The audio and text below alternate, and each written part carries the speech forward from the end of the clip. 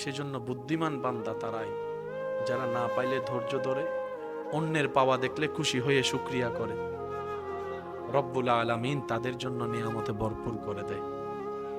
আল্লাহর প্রশংসা যারা করে, শুকরিয়ায় যারা মাথা নত করে, রবের হুকুমের অপেক্ষায় যারা ধৈর্যকে আপন করে, বিশ্বাস করবেন ভাই, তারা কখনো লস প্রজেক্টে থাকেই না। যদি যুদ্ধ হয় আইফোন পাওয়া নিয়ে, হয়তো আপনি নির্দিষ্ট করে ফেললেন আইফোনটা পেলেই সফল, কিন্তু রবের প্ল্যানিং এটা নয়। রবের প্ল্যানিং এটা নয় কাউকে আইফোন দিয়ে খুশি করে দিবে, ওদিকে আপনাকে আইফোন কেনার মতো 10খানি জায়গার মালিক বানায় খুশি করে দিবে। সবাইকে আপনার চাওয়া আমার চাওয়া মতো দিবে না। সেজন্য বুদ্ধিমানরা নিজেদের চাওয়াকে নির্দিষ্ট করে দেয় না। তারা বলে, আল্লাহ আমার কি দরকার তুমি জানো, থাকবেন। হয়তো আপনাকে কেউ এসে বলবে, একটু টিচ মারবে, একটু গুতা মেরে বলবে, আমি তো পাইছি দেখ আইফোন 17, 18 প্রো ম্যাক্স, তোরটা তো বাঙ্গা। বলতে দেন, বলতে দেন, বলতে দেন। যে যেভাবে বলে খুশি হই হতে দেন, যে যেভাবে করে শান্তি পায় পেতে দেন। 1 মিনিটে যদি গোল দেয় খুশি হওয়ার কিছু নাই, 90 মিনিটে গোলটা কে দেয় এটা তো একটু দেখতে হবে। সব সময় প্রথম দিয়ে যদি আপনি সব ফুল পাওয়ার শেষ করে ফেলেন, 90 মিনিটের খেলা তো আপনার পক্ষে সম্ভব না। সেজন্য যারা বড় বড় কোচ আছে, মেইন প্লেয়ার গুলাকে রেখে দেয়, শেষ টাইমে করে নামাই, যেন এনার্জিও থাকে। ওনারা এনার্জি থাকতে থাকতে যেগুলো ওইদিকের সব দৌড়াইতে দৌড়াইতে 80 মিনিটে দুর্বল হয়ে যায়। হিসাবটা একটু বোঝার চেষ্টা করবেন। অস্থির হওয়ার দরকার নেই, কারণ হারালে কোনো আফসোস নেই। আনার সময় তো নিজের কিছু আনিনি। সুবহানাল্লাহ। আনার সময় তো নিজের কিছু আনিনি, অর্জনও নিজের কিছু নাই। চোখটাও রবের দেওয়া, শোনার কান রবের দেওয়া, চলার পা রবের দেওয়া, ব্রেনটা রবের দেওয়া, নিঃশ্বাসটা রবের দেওয়া, প্রত্যেকটা রিজিক তো রবের দেওয়া। আমার বলতেই তো কিছুই নাই, যাই কিছু পেয়েছি সব তো রব দান করেছে। সেজন্য হারালো আফসোস নাই, পাইলো অহংকার করার কোনো সুযোগ। প্রেমিকরা, আশেকরা, বুদ্ধিমানরা এত কিছু চায় না নির্দিষ্ট করে। ওরা বলে, আল্লাহ আমার কি দরকার তোমার জানা আছে, কি পেলে আমি শুকরিয়া আদায়কারী হব, অহংকারী হব না, সেটাও তোমার জানা আছে। আল্লাহ আমাকে অতটুক সম্পদ দিও না যে সম্পদ পেলে তোমাকে ভুলে যাব। আল্লাহ আমাকে তুমি অতটুক সম্পদ দাও যেটা পেলে আমি সচ্ছলতার সাথে, ইজ্জতের সাথে পরিবার নিয়ে তোমার দরবারে নামাজের সিজদায় শুকরিয়া আদায় করতে পারো। আল্লাহ আমাকে এমন সম্পদ দিও না যে সম্পদের কারণে আমার সন্তানেরা, ছেলে মেয়েরা একজন আরেকজনের দুশমন হয়ে যাবে। আল্লাহ এমন সন্তান, এমন সম্পদ আমাকে দিও না যে সম্পত্তির কারণে সন্তানরা এক সময় বাপ মরে যাওয়ার জন্য, মা মরে যাওয়ার জন্য দোয়া করবে। আল্লাহ এমন সম্পদ আমাকে দিও। আল্লাহ আমাকে এমন সম্পদ দাও যে সম্পদ আমার হলে কখনো ভিক্ষার হাত কারো কাছে পাততে হবে না, এতটুক সম্পদ দিও। সুবহান। আল্লাহ তাআলা আমাদের সবাইকে নিয়ামত বুঝে নিয়ামত নেওয়ার তৌফিক দান করুক, বলেন না। রব বলে যে এত বড় আসমান, সাত আমি আল্লাহ দিয়েছি, ফিলার ছাড়া দেখোস না তুই? আমি আল্লাহ এত বড় সূর্যকে পৃথিবীর তুলনায় 13 লক্ষ গুণ বড় একটা সূর্য। পৃথিবী তো অনেক বিশাল, 13 লক্ষ পৃথিবী এক জায়গায় করলে যত বড় একটা সূর্য মামা ততই একাই তত বড়। রব বলে যে প্রত্যেক দিন দেখোস আমি সূর্যটারে তুলি পূর্ব দিকে, পশ্চিম দিকে, আবার ডুবাই, তুই দেখোস না? এত বড় সূর্যরে আমি চালাইতে পারি, তোর 5টা মেয়ে আমি চালাইতে পারতাম না? তোর ফেটটার কত দূর? 5 প্লেট আনি বুঝেন, 3 প্লেট হয়ে দিব। অবাজে আই তোমার বন্ধু উনুর হতানো হইরে 17 ওয়া হাইলে ফেট নবর দে, আই উনুর হতানো হইরে স্বাভাবিক কেন হইতে 1 প্লেট। রব বলে যে 1.5 প্লেটের ফেট না তোর, 1.5 প্লেটের ফেট। কত বড় চাঁদ তুই যা। আমাদের যেমন রিজিক আছে, চাঁদেরও রিজিক আছে। প্রত্যেকটা কিছুর একটা রিজিক, কিন্তু আমরা সবসময় রিজিক মানে মনে করি রিজিক মানে খাবার নাই। আল্লাহর প্রত্যেকটা নিয়ামতেই রিজিক। দেখে কি দিয়ে মানুষ? বলেন কি দিয়ে? জি না। এটা হচ্ছে আমাদের প্রচলন জানা, চোখ দিয়ে দেখে। কানা মানুষেরও তো চোখ আছে।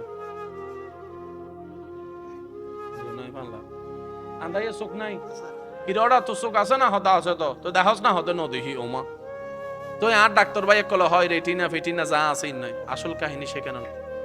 এবার মা হালিমার কাছে সবাই গিয়ে বলে, বলেন বলেন যা লাগবে আমি দিব, দেন। মা হালিমা বলে দিকে যা নলস্কা। আরেকটু জোরে বলেন। সেজন্য মনে রাখবেন, আল্লাহ যাকে যেটাই দেয়। অনেকে মনে করে আমার বংশে যদি একটা ছেলে সন্তান হয় আমার মজবুত হবে, গর্ব হবে।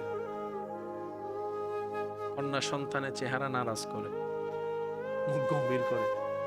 কিন্তু আমার ভাইয়েরা বুঝে না, আল্লাহ যাকে খুশি করতে চায় তাকে পুত্র সন্তান দেয়, আর আল্লাহ যার উপর খুশি হয় তাকে কন্যা সন্তান দেয়।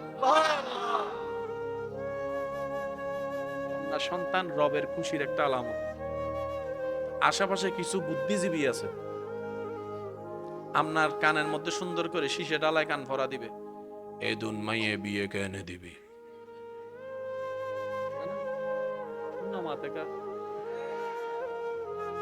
মাইয়ের বিয়ে দিত তো 7 লাখ, সিডাঙ্গন মেয়ে দিত ফলাই দিল 10 লাখ, তোর 500 পাইলে 10 5 10 50 লাখ, তো তুমি দুটি আছে না, ক্যাঙ্গরে বিয়ে দিবে, ক্যাঙ্গরে বিয়ে দিবে। তো বোঝানো হয়, এই তুই কোথায় যাবো, তুইও তাই যাবো, তুইও তাই যাবো। তার মানে আল্লাহর উপর তাওয়াক্কুল। আপনারাই বলেন আল্লাহর উপর তাওয়াক্কুল। চোখে দেখে না, রবের রহমত দিয়ে দেখে। কানে শুনে না, রবের রহমত থাকলে কানে শুনে। তার মানে যার উপর চোখের আলো নাই, রহমত নাই, বিষয়টা তা নয়। চোখে দেখা রবের রহমত, চোখে না দেখাও রবের রহমত।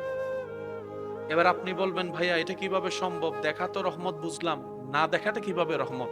আপনি এই অঙ্কটা বুঝবেন যখন হাসরে যাবেন। আপনি আমি সবকিছুর হিসাব দিতে দিতে উনি হিসাব দেওয়া সারা চলে যাবে। অবাদ্দা তুই হিসাব না দে, হয়তো তুই চোখের হিসাব দা, তো চোখনও আছিল কি হিসাব বেড়া। সেজন্য আল্লাহ যখন যা করে, আবাসি আরেকবার ছোট লাই ককটেল বু মারি দিন দেবা। আরেকটু জোরে বলেন, আল্লাহ যখন যা করে, আল্লাহ যখন যা করে, চোখে দেখাও রহমত, চোখে না দেখাও রহমত, কানে শুনতে পারাও রহমত, কানে শুনতে না পারাও রহমত। রব্বুল আলামিন যার জন্য যেটাই কল্যাণ সেটাই দান করে। এইসব বিষয়ে নাক গলানোর অধিকার কাউকে যদি আপনি দেখবেন, আমি জানি না আপনারা আমার সাথে একমত হবেন কিনা, হয়তো মুরব্বীর একমত হবে, অনেকে তুতলায় কথা বলে না, তোতায় তোতায় কথা বলে। কেউ যদি তারে ব্যঙ্গায়, কিছুদিন পরে দেখবেন আর মুরব্বী করো না হয় তোতলারে যে তুতলাই ব্যঙ্গায়, কিছুদিন পরে দেখবেন যে কিরে তোর ইলাকা করা হয় হয়, এটা হয়, বলেন না। আল্লাহ পাক বলে যে সে তুতলাই, এটা আমি দিছি, তোর ফেট ব্যথা হইলো কেন? আল্লাহ, আমরা তো স্বাভাবিক কথা বলি, ও তো কথা বলতে পারে না। রব বলে যে শোন, তুই স্পষ্ট কথা বললে আমার সুন্দর লাগে, তাই এটা তুলে দিছি। আমার এই বান্দা তুতলাই কথা বললে আমার বেশি আদর লাগে, সেজন্য। শুদ্ধ কোনটা, কলা না তলা? আপনারা বলেন, শুদ্ধ কোনটা, কলা না তলা? ভুল কোনটা, ভুল কোনটা? কিন্তু সে তলাটা যখন আপনার ঘরে ছোট বাচ্চা প্রথম বলে আব্বা তলা, ওলে বাবা লে আদর্য রে, তখন কলা, সে বাচ্চা যখন বড় হয়ে কলাকে কলা বলে, আপনার সে আদর লাগে না যখন সে ছোট্টবেলায় কলাকে তলা বলে।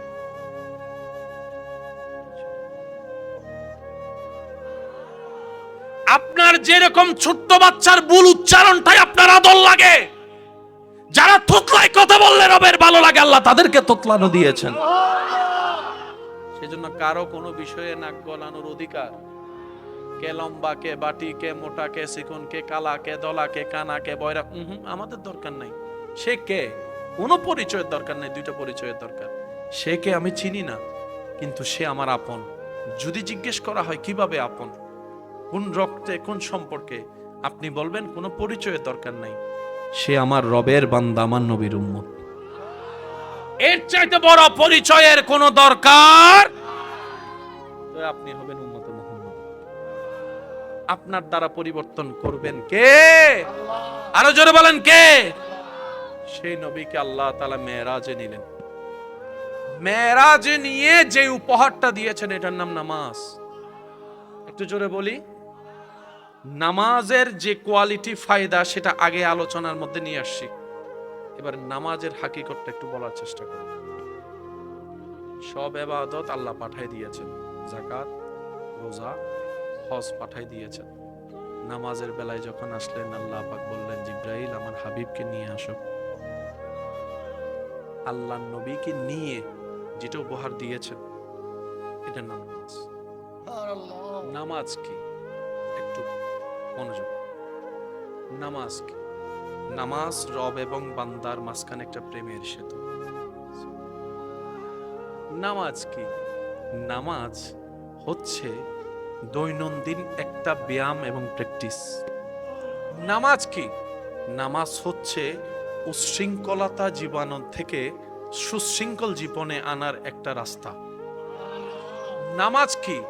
নামাজ হচ্ছে আপনার রিজিক বৃদ্ধি হওয়ার একটা উপায়। নামাজ কি? নামাজ হচ্ছে বন্দেগীর শ্রেষ্ঠ একটা উদাহরণ। নামাজ কি?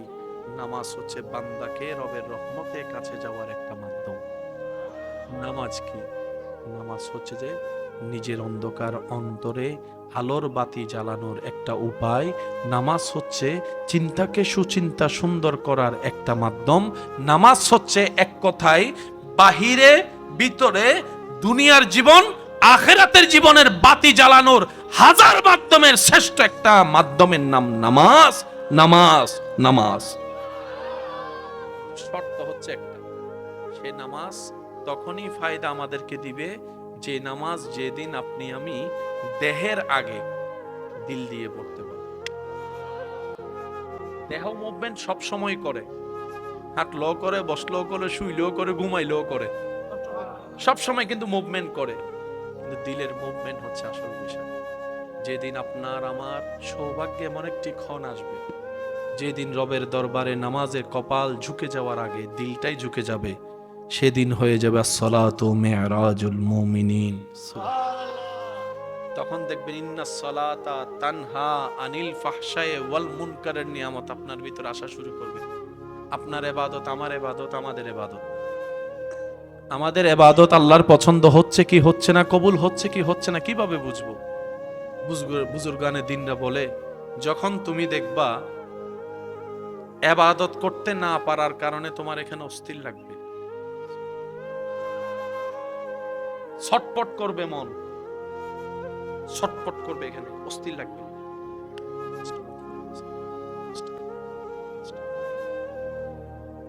বুজুর্গানে দিনরা বলে তুমি রবের প্রেমিক হওয়া শুরু করে দিয়েছ। যখন আপনি দেখবেন আগের মতো ৮-১০ জনের সেই গীবতের আড্ডায় আপনার বসতে ইচ্ছে করে না, একাকী একাকী থাকতে ইচ্ছে করে, বুঝবেন আল্লাহর রহমত আপনাকে আপন করে নেওয়া শুরু করেছে।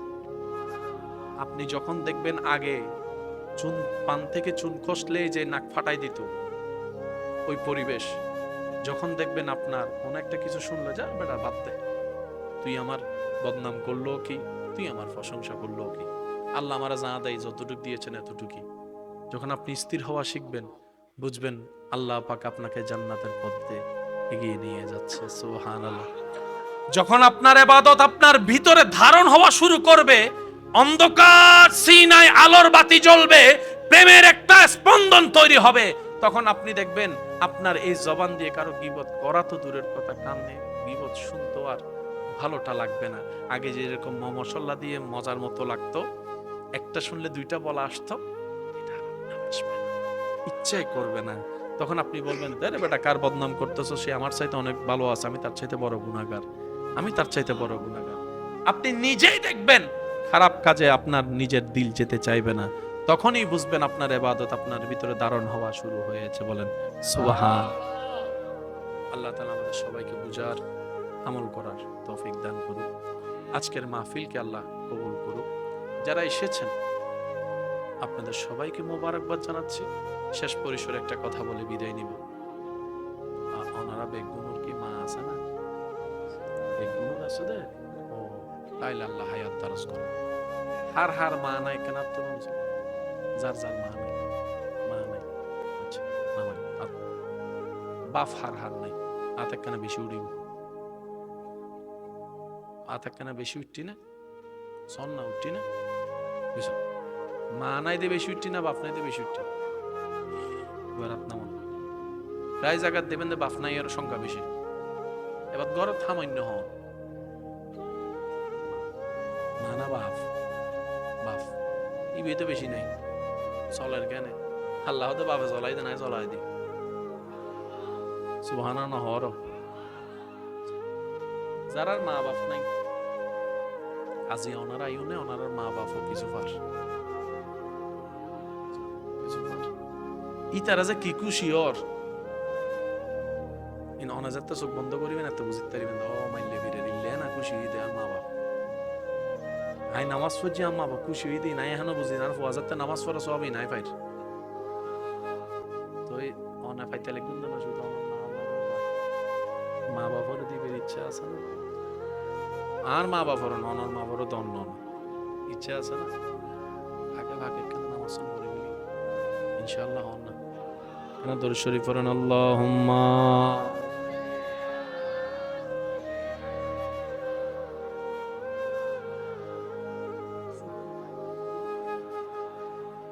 सैयदीना मौलाना सही सीढ़ेंगे आवाज एक बार दरूद शरीफ फरन से अल्लाहुम्मा सल्ली